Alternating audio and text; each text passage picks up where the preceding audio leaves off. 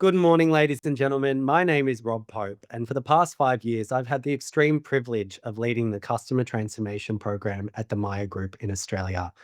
I'm delighted to be here, albeit virtually, on behalf of the team today to share how our loyalty led transformation program unlocked record in sales and profit growth for our organization and saved our 125-year-old business from near collapse.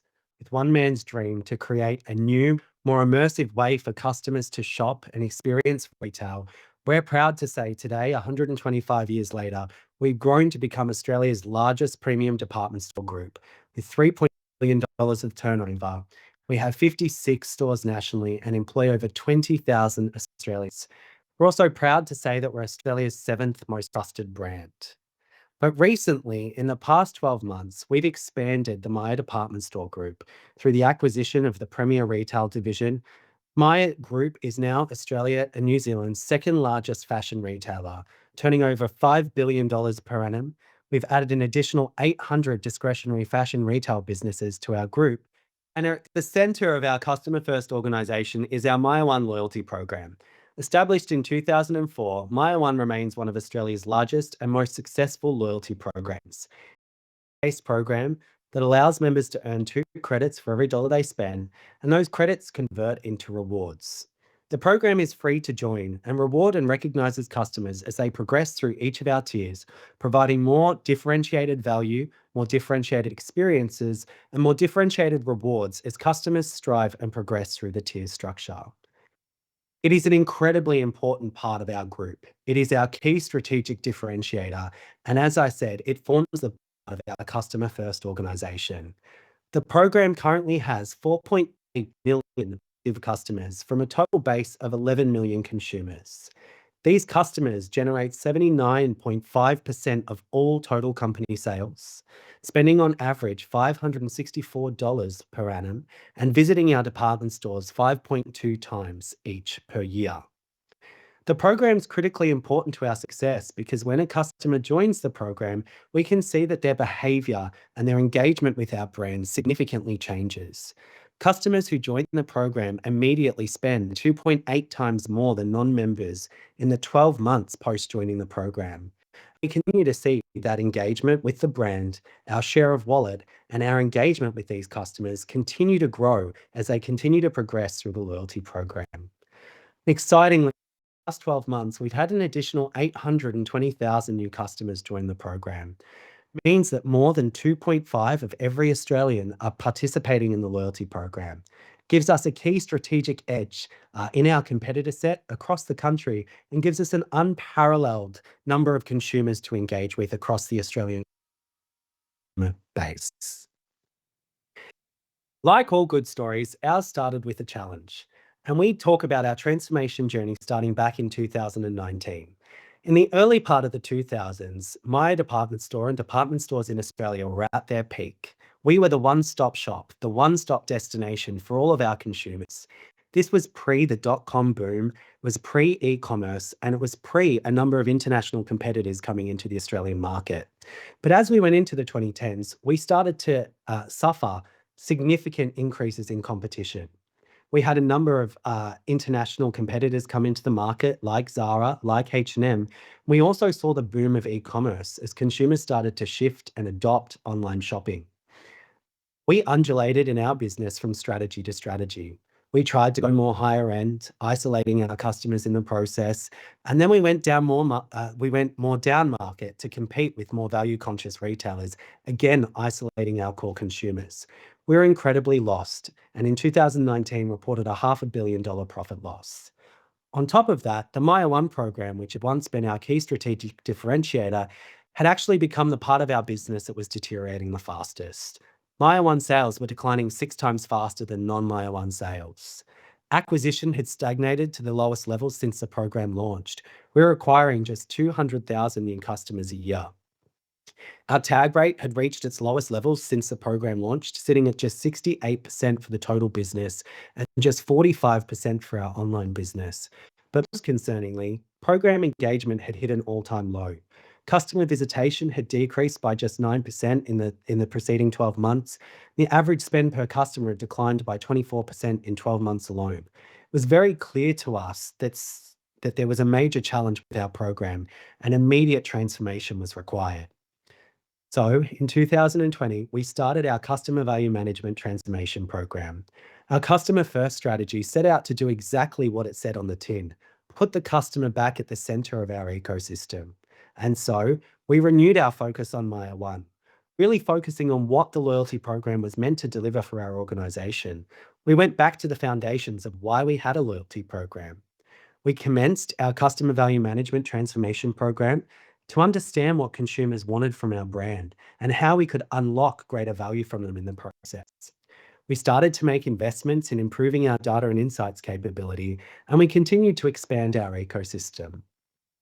But all of this started by putting our customer at the center of our connected ecosystem.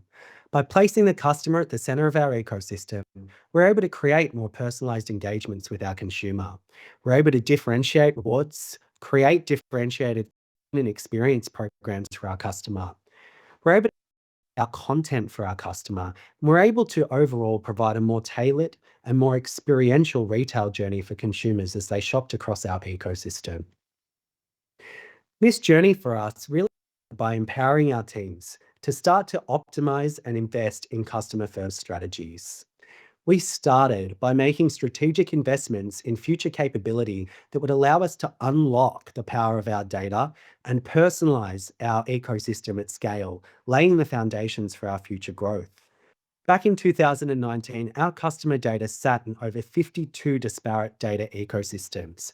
So if you wanted to understand how a customer was shopping in store, if you wanted to understand how a customer was shopping online, or if you wanted to understand how a customer was engaging in the loyalty program, you needed to consult multiple different platforms and multiple different teams. It made it incredibly difficult for us to get a single view on who our customer was and how they're engaging in our ecosystem. So we've started combining all of our rich first, second, and third-party data into one consolidated data ecosystem, giving us a comprehensive single view on our customer. We then started making strategic investments in new automation capabilities so we could unlock the power of this data to drive scalable personalization across our ecosystem. And we're an early adopter and investor in AI and machine learning capabilities that allowed us to start harnessing the rich data that we had to create more predictive engagements with our customers. What this enabled us to do was essentially bring all of the incredible first party data we had on our consumers over the 20 years that the program existed. So this included things like a customer's spend history, how frequently they were visiting, what type of categories or products they shopped, and we combined it with the best second and third party data we could get our hands on. We started procuring great second party data like attitudinal and behavioral data, as well as tapping into ABS and census data that gave us access to things like a customer's household makeup, for example. So we could understand how many people were living in their house. We could understand what their income potential was, but we could also understand more attitudinal and behavioral attributes like what type of products or what type of brands was the customer searching online, what were they aspiring to purchase in their everyday life. We then combine this with the best third-party data we could get our hands on. So at a one-to-one level, we were able to connect all of our customers' external credit card spend data back to their Myer One membership, unlocking for us external spend capability. We could now see what customers were purchasing when they weren't shopping at Myer. We could see what their potential share of wallet was, and we could see where and when they were shopping with our competitors. By bringing all of this data together, we were then able to create a really strategic customer value management led cohort strategy that enabled us to group our consumers into cohorts based on the strategic job to do for each. This allowed us to set very clinical and very clear goals to both drive engagement with our consumer, but also unlock untapped potential. You can see a demonstration of our globally ordered customer value management segmentation strategy on the screen here. So for example, our Grow customers who visit our department store less than 4 times a year and shop in less than 3 categories, we know that the key strategic job to do for those customers is to increase their visitation frequency and increase the number of categories they're shopping in. We know that if we can get a customer to shop in more than 4 categories or visit more than 4 times and shop across more than 3 categories, their stickiness with our brand increases exponentially. That flows through all the way up to our retaining customers. These are our customers that we have over an 82% discretionary share of their spend wallet. So for every $10 these customers are spending on discretionary consumable goods in products and services and brands that we can support, they're spending $8.20 of that with Myer. What that outlines to us is there's not a huge opportunity for us to essentially increase their wallet, but there is a huge job to do to make sure that we're rewarding, recognizing, and keeping those customers engaged in our ecosystem so that they don't lapse. We've then underpinned this rich data ecosystem with advanced AI and machine learning models. We now have over 56 master models that have been built in-house by the Maya data science team, with each of these master models containing multiple submodels that sit underneath them. Each of these models using over 100 million unique data points on an individual customer, refreshing every 24 hours to predict things like a customer's propensity to lapse out of our brand, like their probability to unsubscribe from communications.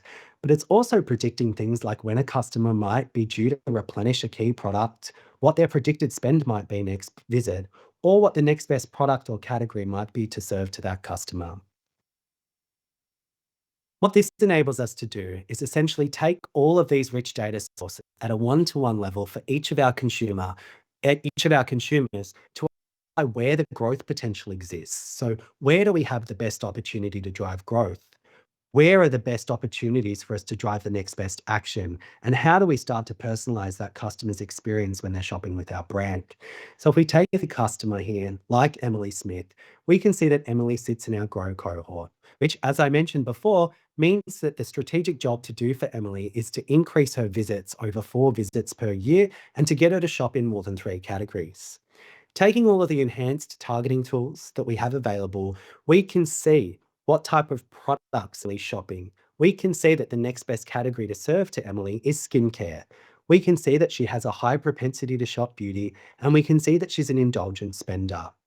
Utilizing some of our external third-party data, we can see that we hold a 32% share of Emily's beauty wallet, meaning that we have a $532 opportunity if we can increase her spend in beauty and convince her to shop at Maya.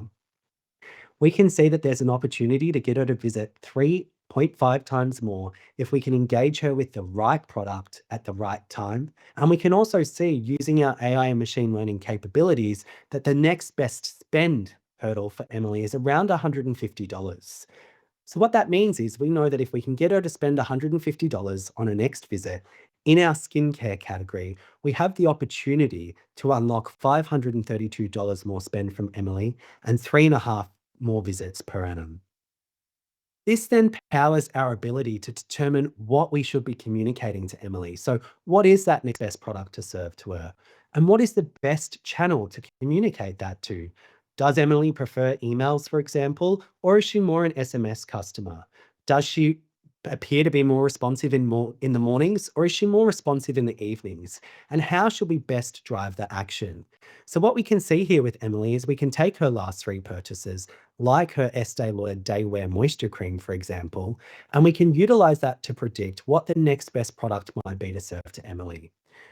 Utilizing our machine learning capabilities, we can also assess what products Emily might be due to replenish purchasing cycles.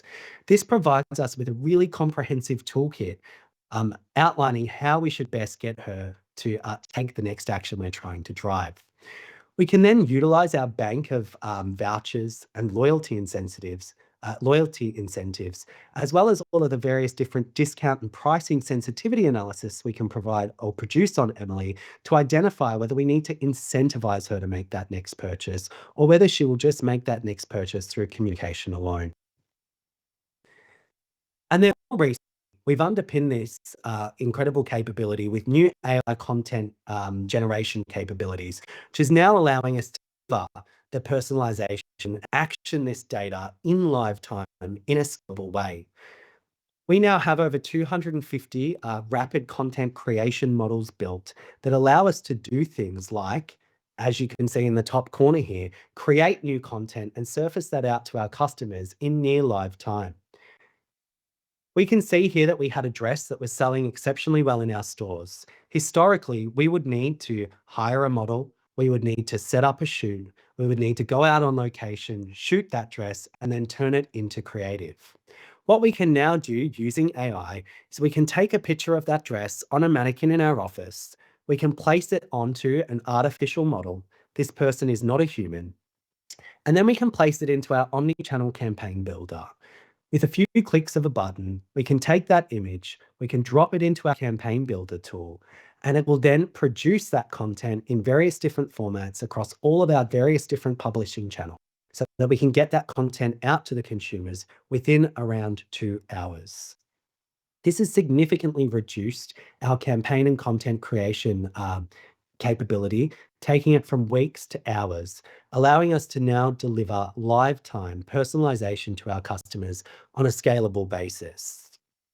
This is now coming to life across our customer engagement ecosystem. And in the last 12 months alone has allowed us or enabled us to increase by over 17.1% alone.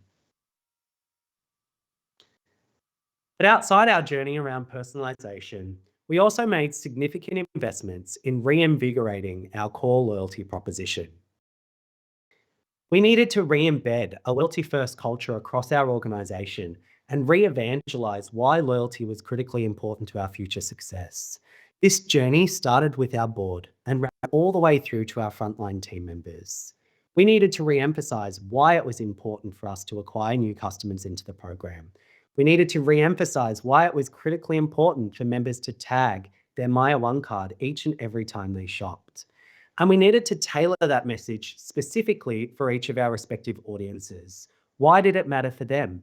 For our board, we articulated how loyalty could become a strategic unlock to deliver significant shareholder return, significant shareholder value, and deliver significant EBIT growth for our organization.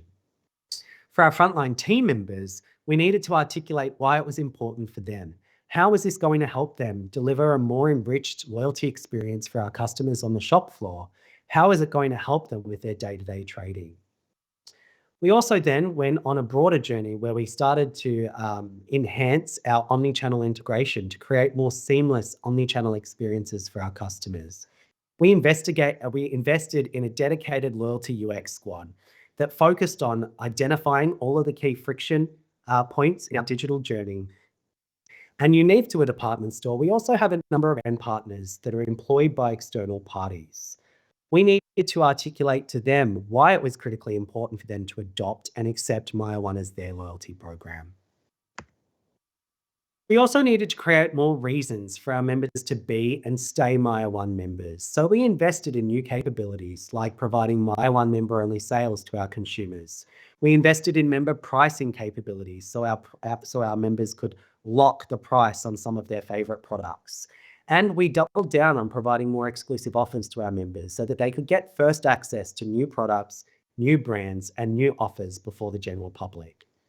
We also doubled down and invested in our Myer One app, creating a digital membership hub for all of our members. And we leveraged our data to start to create more data-led money can't buy experiences. Proudly, over the past 12 months, we've had more than 20,000 of our customers participating in our Myer One Experiences program, ranging from our very curated VIP keys to the store experiences for our Platinum members that allow them to pick a store of their choice. We'll close it for the night and they can invite 50 friends to have a sleepover in the department store.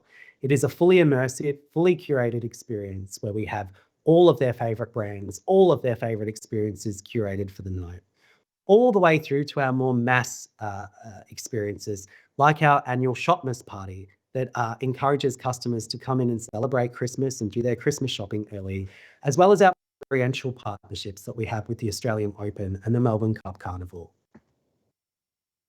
We've also augmented our loyalty ecosystem with new partnerships that deliver more value to our members and expand the reach of our loyalty ecosystem. We have deeply entrenched loyalty partnerships with Virgin Australian Airlines, Commonwealth Bank of Australia, and American Express, where these customers are able to use their loyalty currency as a form of tender in Myer stores and across our website. We also have expanded partnerships with the other leading airlines and banks across our ecosystem. These partnerships are incredibly important because not only do they provide more value back to our consumers, they allow us to access over 37 million Australians when we combine it with Myer One. This allows us to access more than one person in every Australian household through these various different loyalty programs, providing more opportunities to engage, more opportunities to convert, and more opportunities to increase our brand share of wallet with the Australian consumer. Very proudly, if we reflect on the start of the presentation when I talked about 2019, we're very proud to say that over the past 12 months, we've delivered record-breaking growth, not only for our business, but also for our loyalty program. So if we reflect back to 2019, when Myer One sales were declining 6 times faster than non-Myer One sales, we're proud to say that in the past 12 months, Myer One sales are now growing 5.2 times faster than non-loyalty sales. Our acquisition, which had stagnated to record lows in 2019 with just 200,000 new customers a year acquired, has now ballooned. We're acquiring over 820,000 new customers per annum. Our tag rate has reached record highs. In 2025, we're expecting to close the year at an 80% tag rate. And we have parity across both our in-store and online channels, growing it from 68% in 2019 and just 45% online. We now have over 4.7 million active customers, and most proudly, engagement in the program has never been higher. 2025 is going to be a record year for the program. We're going to have over 1.5 million new members acquired into the ecosystem through the expansion of the Myer One program to our newly acquired brands.